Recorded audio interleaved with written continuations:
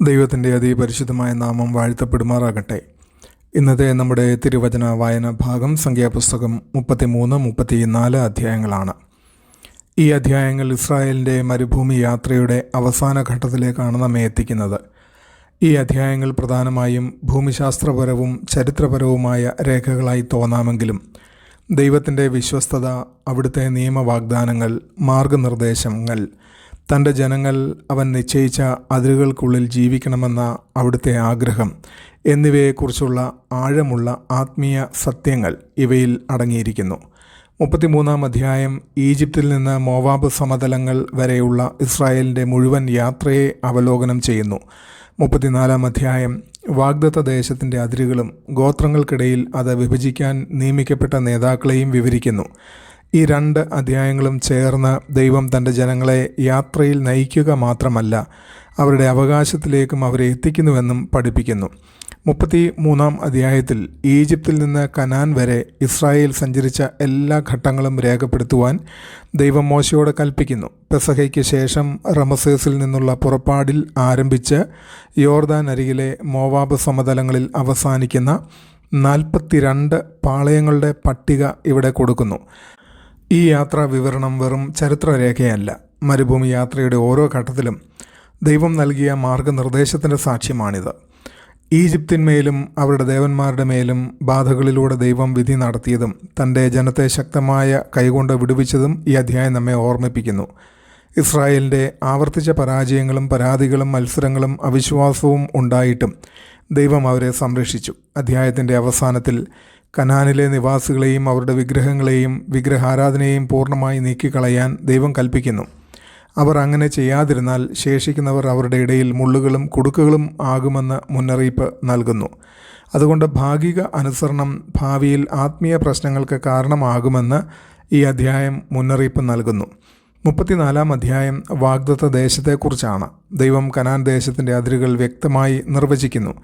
തെക്ക്, പടിഞ്ഞാറ്, വടക്ക്, കിഴക്ക് എന്നീ അതിരുകൾ വിശദമായി വിവരിക്കുന്നു. ഈ ഭൂമി മനുഷ്യരുടെ അഭിലാഷം കൊണ്ടോ സൈനിക ശക്തി കൊണ്ടോ മാത്രം ലഭിക്കുന്നതല്ല, ദൈവിക വാഗ്ദാനപ്രകാരം നൽകപ്പെടുന്നതാണ്. തൻ്റെ ജനത്തിൻ്റെ അവകാശം ദൈവം തന്നെയാണ് നിശ്ചയിക്കുന്നത്. ഭൂമി ഗോത്രങ്ങൾക്കിടയിൽ വിഭജിക്കാനുള്ള ഉത്തരവാദിത്വം വഹിക്കുന്ന നേതാക്കളുടെ പേരുകളും ഇവിടെ പറയപ്പെടുന്നു. മോശ, പുരോഹിതനായ എലയാസർ, യോശുവ, ഗോത്രപ്രതിനിധികൾ എന്നിവരെ ഈ വിശുദ്ധ ഉത്തരവാദിത്വത്തിനായി നിയമിക്കുന്നു. ദൈവത്തിൻ്റെ അനുഗ്രഹങ്ങൾ അവിടുത്തെ ക്രമപ്രകാരവും അധികാരപ്രകാരവും വിതരണം ചെയ്യപ്പെടുന്നു എന്ന് ഇതിലൂടെ വ്യക്തമാകുന്നു. ഈ അധ്യായങ്ങളിൽ നിന്നും നമുക്ക് ലഭിക്കുന്ന ആത്മീയ പാഠങ്ങൾ: ഒന്നാമതായി, നമ്മുടെ യാത്രയിലെ ഓരോ ഘട്ടവും ദൈവം ഓർക്കുന്നു എന്നുള്ളതാണ്. ഇസ്രായേലിൻ്റെ പാളയങ്ങളുടെ പട്ടിക ആവർത്തനമായി തോന്നാം, എന്നാൽ അതൊരു വലിയ സത്യം വെളിപ്പെടുത്തുന്നു. ദൈവം തൻ്റെ ജനത്തിൻ്റെ ജീവിതത്തിലെ ഓരോ ഘട്ടവും ഓർക്കുന്നു എന്നുള്ളതാണ്. ഒരു പാളയവും മറക്കപ്പെട്ടില്ല, ഒരു കഷ്ടപ്പാടും അവഗണിക്കപ്പെട്ടില്ല, ഒരു വഴിത്തിരിവും ദൈവത്തിൻ്റെ ശ്രദ്ധയിൽ നിന്ന് ഒഴിഞ്ഞില്ല. അതുപോലെ നമ്മുടെ ജീവിതത്തിലെ ഓരോ കാലഘട്ടവും വിജയങ്ങളും പരാജയങ്ങളും പ്രാർത്ഥനകളും ദുഃഖങ്ങളും കാത്തിരിപ്പുകളും എല്ലാം ദൈവത്തിന് അറിയാം. മരുഭൂമി അനുഭവം വെറുതെ ആയിരുന്നില്ല, ഓരോ ഘട്ടവും ദൈവത്തിൻ്റെ വലിയ പദ്ധതിയുടെ ഭാഗമായിരുന്നു. രണ്ടാമതായി, മനുഷ്യൻ്റെ പരാജയത്തേക്കാൾ വലിയതാണ് ദൈവത്തിൻ്റെ വിശ്വസ്തത എന്ന് നമ്മെ ഓർമ്മിപ്പിക്കുന്നു. ഈ സ്ഥലങ്ങളുടെ പട്ടിക വായിക്കുമ്പോൾ അവിടെ നടന്ന മത്സരങ്ങളും അവിശ്വാസവും പരാതികളും വിധിയും നമ്മൾ ഓർക്കുന്നു. എന്നിരുന്നാലും ഇസ്രായേൽ വാഗ്ദത്ത ദേശത്തിൻ്റെ അതിർത്തിയിലെത്തുന്നു. ഇത് ഇസ്രായേലിൻ്റെ വിശ്വസ്തതയുടെ സാക്ഷ്യമല്ല, ദൈവത്തിൻ്റെ വിശ്വസ്തതയുടെ സാക്ഷ്യമാണ്. ഇന്ന് വിശ്വാസികൾക്കും ഇതിൽ ആശ്വാസമുണ്ട്. നാം ബലഹീനരായിരുന്ന കാലങ്ങളിലും ദൈവത്തിൻ്റെ നിരന്തരമായ ദയ നമ്മെ മുൻപോട്ട് കൊണ്ടുപോകുന്നു. മൂന്നാമത്, ഇത് ആത്മീയ വിട്ടുവീഴ്ച അപകടകരമാണ് എന്ന് നമ്മെ പഠിപ്പിക്കുന്നു. വിഗ്രഹങ്ങളെയും ജാതീയ സ്വാധീനങ്ങളെയും നീക്കിക്കളയാൻ ദൈവം ഇസ്രായേലിനോട് കൽപ്പിച്ചു. അപകടം സൈനികം മാത്രമായല്ല, ആത്മീയവും ആയിരുന്നു. ജയിക്കപ്പെടാതെ ശേഷിക്കുന്നതെല്ലാം പിന്നീട് അവരുടെ ആരാധനയെയും അനുസരണയെയും ബാധിക്കും. ഇന്നും അതേ തത്വം ബാധകമാണ്. സഹിച്ചു പോരുന്ന പാപം പിന്നീട് ആധിപത്യം സ്ഥാപിക്കുന്ന പാപമായി മാറും.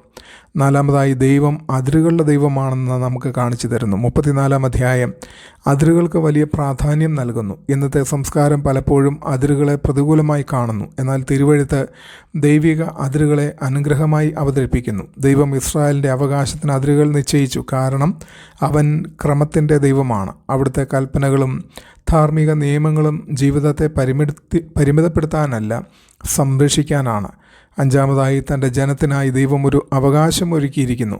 കനാൻ ദേശം ഒരു വലിയ ആത്മീയ യാഥാർത്ഥ്യത്തിലേക്കാണ് വിരൽ ചൂണ്ടുന്നത്. ഇസ്രായേലിന് അത് ഭൗതിക അവകാശമായിരുന്നു. ദൈവജനത്തിന് യഥാർത്ഥ അവകാശം ക്രിസ്തുവിലാണ്. നാം ദൈവരാജ്യത്തിൻ്റെ അവകാശികളും നിത്യജീവൻ്റെ പങ്കാളികളും പുതിയ സൃഷ്ടിയുടെ അവകാശികളും ആണ്. ഈ അധ്യായങ്ങൾ ഇന്നത്തെ നമ്മുടെ ക്രിസ്തീയ ജീവിതത്തിന് നൽകുന്ന പ്രസക്തി എന്താണ്? ഇന്ന് അനേകം വിശ്വാസികൾ ഒരു മരുഭൂമി കാലഘട്ടത്തിൽ ജീവിക്കുകയാണ്. ഉത്തരങ്ങൾക്കായി കാത്തിരിക്കുന്നു, പരീക്ഷണങ്ങൾ നേരിടുന്നു. ദൈവം ഇപ്പോഴും നയിക്കുന്നുണ്ടോ എന്ന് ചിന്തിക്കുന്നു. 33 അധ്യായം ദൈവം മുഴുവൻ യാത്രയും കാണുന്നുവെന്ന് നമ്മെ ഓർമ്മിപ്പിക്കുന്നു. 34 അധ്യായം ദൈവത്തിന് തൻ്റെ ജനത്തിനായി ഒരു ലക്ഷ്യവും അവകാശവും ഉണ്ടെന്ന് പഠിപ്പിക്കുന്നു. നമ്മുടെ ജീവിതം യാദൃച്ഛിക സംഭവങ്ങളുടെ കൂട്ടമല്ല. ദൈവം നമ്മെ എവിടേക്കാണ് നയിക്കുന്നതെന്ന് അവിടുന്ന് അറിയുന്നു. ഈ അധ്യായങ്ങൾ നമ്മെ പഠിപ്പിക്കുന്നത് ദൈവം ചരിത്രത്തിൻ്റെ പരമാധികാരിയാണ് എന്നും ദൈവം തൻ്റെ നിയമവാഗ്ദാനങ്ങൾ വിശ്വസ്തയോടെ നിറവേറ്റുന്നു എന്നും ദൈവം ജീവിതത്തിൻ്റെ എല്ലാ ഘട്ടങ്ങളിലും തൻ്റെ ജനത്തെ നയിക്കുന്നുവെന്നും ദൈവം വിശുദ്ധിയിലേക്കും വിഗ്രഹാരാധനയിൽ നിന്ന് വേർപിരിയലിലേക്കും വിളിക്കുന്നുവെന്നും ദൈവം തൻ്റെ വീണ്ടെടുത്ത ജനത്തിനായി ഒരു അവകാശം ഒരുക്കുന്നു എന്നുമാണ്. അവസാനമായി ഈ സത്യങ്ങളെല്ലാം യേശുക്രിസ്തുവിലേക്കാണ് വിരൽ ചൂണ്ടുന്നത്. ഈജിപ്തിൽ നിന്ന് കനാനിലേക്ക് ഇസ്രായേലിനെ നയിച്ചതുപോലെ ക്രിസ്തു തൻ്റെ ജനത്തെ പാപത്തിൻ്റെ അടിമത്വത്തിൽ നിന്ന് വിടുവിച്ച് നിത്യ അവകാശത്തിലേക്ക് നയിക്കുന്നു. എൻ്റെ ഇപ്പോഴത്തെ ബുദ്ധിമുട്ടുകളിലാണോ ഞാൻ ശ്രദ്ധ കേന്ദ്രീകരിക്കുന്നത്, അതോ എൻ്റെ ജീവിതയാത്രയിൽ ദൈവത്തിൻ്റെ വിശ്വസ്തതയെ ഓർക്കുന്നുണ്ടോ? എൻ്റെ ജീവിതത്തിൽ പിന്നീട് ആത്മീയ കോട്ടകളായി മാറാവുന്ന വിട്ടുവീഴ്ചകളെ പൂർണ്ണമായി നീക്കാൻ ദൈവം എന്നെ വിളിക്കുന്ന മേഖലകൾ ഉണ്ടോ? ദൈവം നമ്മെ എല്ലാവരെയും അനുഗ്രഹിക്കുമാറാകട്ടെ. ആമേൻ.